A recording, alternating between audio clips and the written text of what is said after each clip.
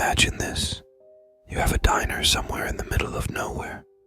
It's a small town, but you do get a couple of visitors. And to each of them, you offer a deal. A story, any kind, for a discounted meal. What do you think? What kind of stories will one hear in 10 years? That is what we are dealing with today, friends.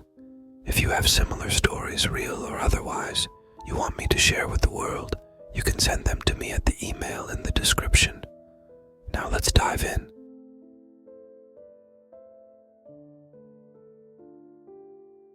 Hey there, strangers. My name is Allie Mae. I'm the owner of a small diner tucked away in a town somewhere in the middle of nowhere, Kansas. The diner doesn't really get much action aside from townsfolk and the occasional out-of-towner passing through and looking for a hot meal. And when those folk happen to come by, I like to introduce myself, bring them their food, and then sit down with them and explain a little game I like to play to pass the time out here. For some context, I inherited this diner from my parents and have spent practically my whole life in this town aside from the rare trips to nearby events, markets, state fairs, etc. But those are really only reserved for special occasions, and I don't mind that. I enjoy the peace and quiet that come with my lifestyle, and I can't deny that as far as lives go, I happen to have myself a pretty good one. I have wonderful friends, the sweetest husband, and a beautiful baby girl named Kate. But as nice as my life is to me, I can't deny that it's also real slow. Not many big things have happened to me, if y'all understand what I'm saying. And so, whenever an unknown face walks into my diner, I ask them if they have any stories to tell me. And if they do, I'm always more than happy to give them a discount on their meal. I've been doing this since I was 22, so about 10 years now.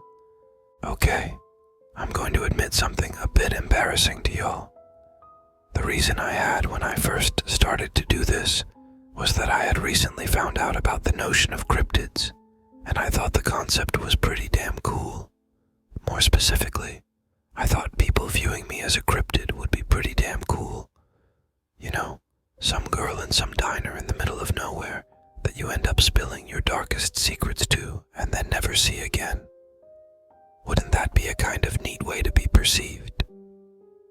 Well, my spooky little young adult self thought so, and that's where it all began. Normally, people are quite hesitant to talk at first. However, they tend to warm up to the idea after I remind them that not only will we likely never cross paths again, but I don't care about what kind of story they tell me. Whatever they feel like talking about, I'll listen to. I just want to break from the monotony of small-town life. And boy, have I heard it all. Love affairs, childhood traumas, batshit deathbed confessions heard by nurses. The story of a very intoxicating and very hush-hush 2-month relationship a customer had with another woman in college, before she tragically passed in an accident that she's never told a soul about since. Especially not her very Catholic now husband. But besides all that jazz, there's one type of story I keep being told. Horror. Now I get why this is. Ghost stories, supernatural shit, whatever you want to call it. That's the kind of thing people are hesitant to talk about. And in my opinion, half of it is because that's the kind of thing people are hesitant to believe. But who cares if you tell it to me? You're not going to see me again. So, what's the harm in finally telling someone? It even wouldn't matter if I didn't believe them. They'd still get the discount. But I do believe the stories people tell me. It's something in their eyes, I think. When I look into them, I can see they're being haunted by something awful. And I think it helps them to talk about it. To leave here with the knowledge they're not carrying that burden alone. And carrying it with them is something I'm thankful I get to do. I listen to their stories, bring them sweet tea and dessert to cheer them up afterwards. I'll hold their hands if they'll let me. Just generally try to help them.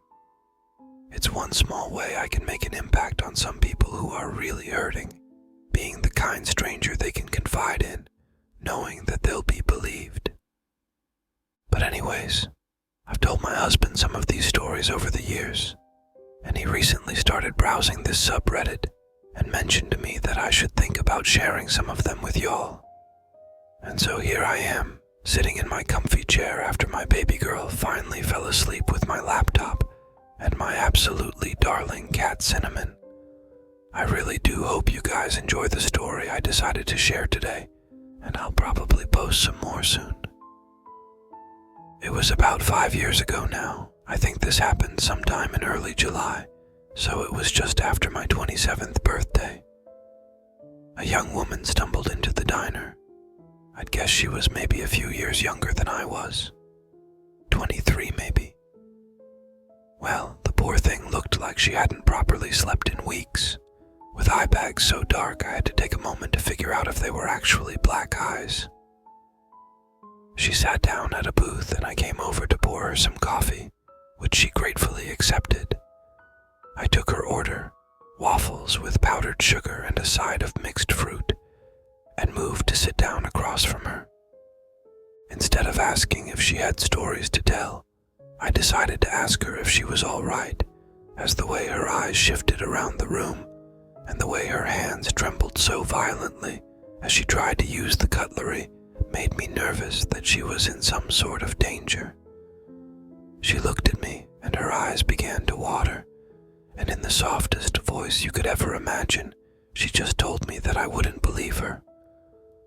It was here where I explained some of the parts of my game, focusing on the fact that there's really no harm in talking about it if she wanted to. Our paths would probably never cross again.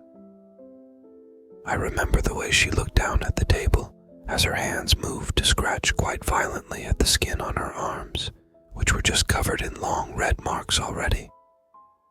My heart absolutely ached at the sight, but I decided not to say anything for the time being, though it took everything in me not to reach over and take her hands away and hold them myself.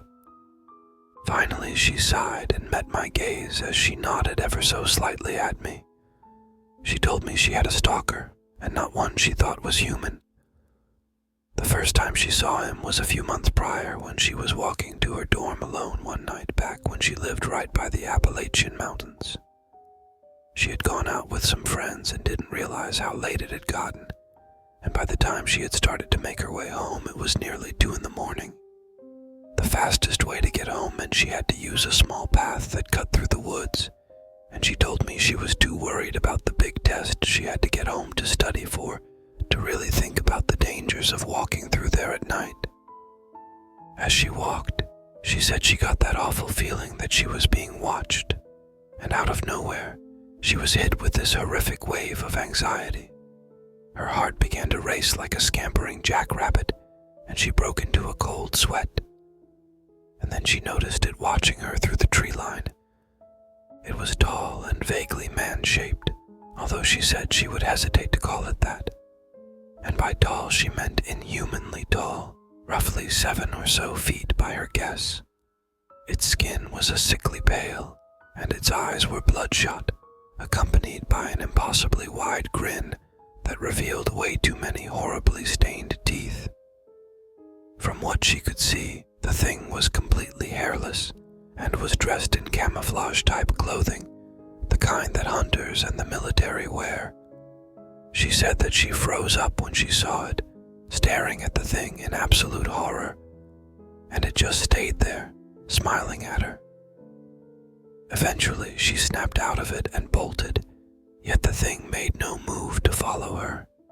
All it did was turn to face her and continue to smile as she ran off. She told me that when she got back to her dorm, just got this sudden urge that she was going to be sick. And this was super weird, since the girl had only thrown up twice in her life. Once when she got a really bad case of the flu when she was 10, and once when she got a little too drunk at a party in high school. Yet she had spent the next 10 minutes throwing up everything in her stomach, and the next 20 dry heaving over the toilet. Her roommate had rushed in to find her covered in sweat and violently sobbing as she puked her guts out for no apparent reason. She had tried to tell her about the thing that she saw in the woods, but her roommate had told her that she was probably just sick with something, and her mind was playing tricks on her. She said that night she had supposedly had these beyond horrible nightmares, and her roommate told her the next morning she had woken up screaming 4 separate times. That was her first encounter with the thing, but it certainly wasn't the last. At this point, she had begun hyperventilating. Tears ran down her cheeks, and a strangled cry wrenched itself from her throat. I quickly ran over to the counter to get her some napkins and a glass of water before I finally gave in and grasped her shaking hands and held them tightly.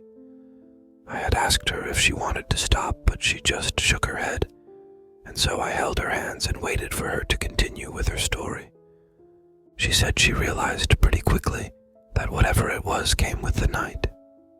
At first, she genuinely had just believed she had come down with some kind of awful virus, but when she woke up the next morning shaken and exhausted, but by all other means healthy, she was very confused, but didn't really know what else to do. Then email her professor to explain her situation and sit on her couch and watch episodes of her favorite show while she apparently clung on to her roommate for dear life. That was until nightfall came around and she saw the thing again, and this time it was watching her from her living room window. Instead of freezing up again, she just started to scream, and when her roommate rushed over to see what was wrong, she looked out the window and went pale as a ghost. She asked her roommate if she was seeing it too, and she just nodded before being dragged out of sight from the thing's view and calling the cops. Her symptoms immediately came back: the vomiting, the panic attack-like behavior, the sweating, all of it just like the night before. For some reason, though, her roommate was completely unaffected. Shaken, sure, but no sickness, no nightmares, nothing. Just like the few other people after that who saw it when they were with her, although nobody ever saw it without her. And then the police showed up and things got even worse. They couldn't brush her concerns off, even in the state she was in. Her perfectly healthy roommate had seen it too, and so they began to look into things. And what they found was absolutely nothing. The thing couldn't be seen on the security camera footage right beside where it had been standing. They couldn't find a record of any person matching its description in their databases. No matter how many times she called over the next 3 months, no matter the situation, no matter if there was another person there who insisted they saw it too, they couldn't find any evidence of it being there or any record of its existence. She went to a psychiatrist who determined she didn't seem to be suffering from any sort of psychotic disorder, and other doctors at the local hospital ran every test they possibly could to explain her symptoms. Head CT scans, MRIs, they all came back totally clean. She had no head trauma, tumors, any type of head injury that could be causing hallucinations. Her blood tests showed there was no autoimmune disease that could explain the symptoms. She did gastric emptying scans and other similar tests, which eventually confirmed there was no disorder that could explain the vomiting. The symptoms never happened during the day, during testing, or in any other situation. She never got sick, had any other type of nightmare or hallucination. She just kept seeing whatever the hell that thing was and getting violently ill. Eventually, she decided to just try her best to stay inside after dark, which worked for a while until the night where everything went very wrong. She had gone to a local cafe to get some homework done and accidentally fell asleep at her computer and had woken up to one of the waitresses gently shaking her awake and telling her it was closing time. Their closing time was 10 p.m. The sun had set over an hour ago. Her hands started to shake more violently than they already were, which I didn't even think was possible, and she choked back another sob before she continued to speak. She dug through her backpack to find her pocket knife and tucked it into her jacket sleeve before she began to brave her way through the darkness back to her house. The cafe was only a 10-minute walk with the shortcut, 20 if she stayed on the streets.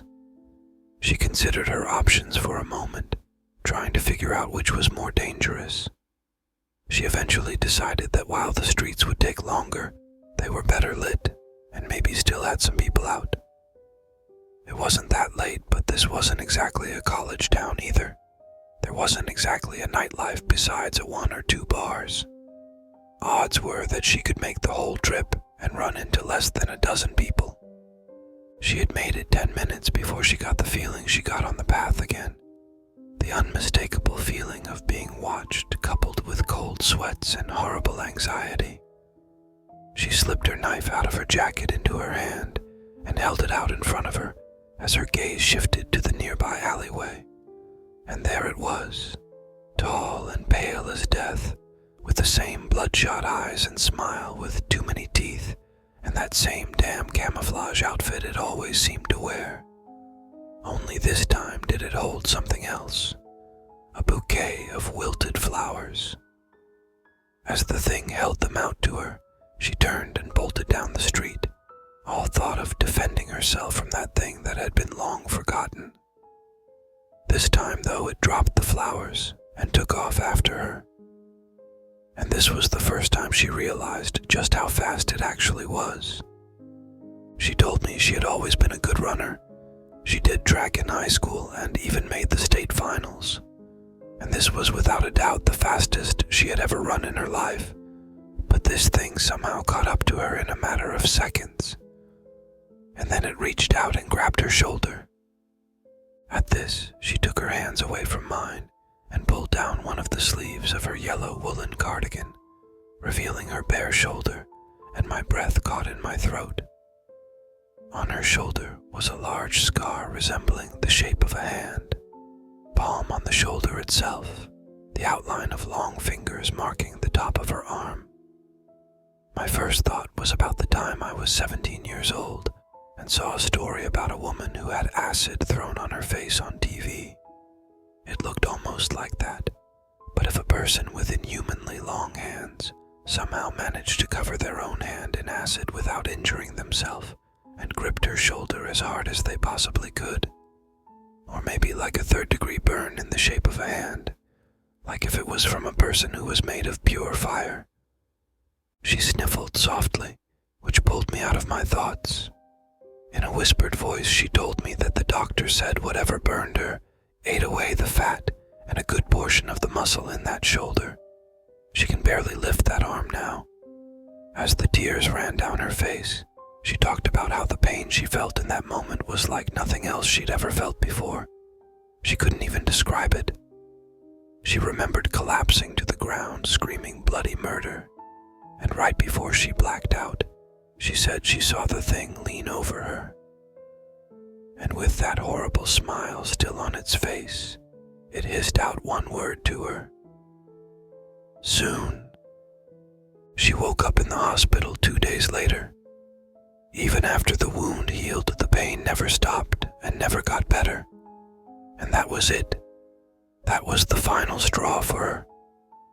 She withdrew from college, packed up her things, and moved to the States to live with her parents again. And for 1 week, things seemed to be okay. She thought maybe it didn't follow her here.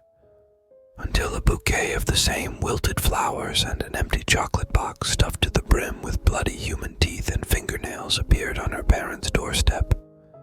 It got closer after that, more and more cocky, until the night where it actually knocked on her window, banging on the glass with an almost maniacal frenzy until the police arrived. By that point, of course, there was nothing there, not a trace. Since then, she's just been driving around the country. Her parents have been sending her money for food and motels. She figured that if it took a week to get from her old town to her parents' house and only seemed to come out at night, then maybe she could keep ahead of it if she just kept moving. After a moment of stunned silence, I asked if I could hug her and rushed over to pull the shaking girl into my arms as soon as I got a nod of approval. I spent the next half hour gently stroking her hair as she sobbed into my shirt. I wanted to help this poor girl so badly, but deep down, We both knew there was nothing I could actually do to keep her safe. But I told her the meal was on me and I took her back to my house. It was still light out after all, so I figured it was safe. I let her take a long shower and helped bandage up her arms, made her dinner, and introduced her to my cat. And then I cut up some fruit and placed it in Tupperware containers along with some cookies and gave her directions to the nearest motel. I still think about that girl all the time. It's been half a decade and I haven't heard anything about her since. I don't know if she was killed by that thing or if she managed to outrun it, but I still pray every single night that one of these days she'll walk back into my diner and tell me the story of how she defeated that monster over more waffles covered with way too much powdered sugar and a side of fruit. This was today's story. By the way, it has been said that there are 2 rules in Appalachia. One is, don't go into the woods at night. And the second one is, if you ever did and think you saw or heard something strange in the woods, no, you didn't. Please drop a like if you enjoyed this video and subscribe to immediately get access to regular scary stories. I will see you in the next one. Stay safe out there.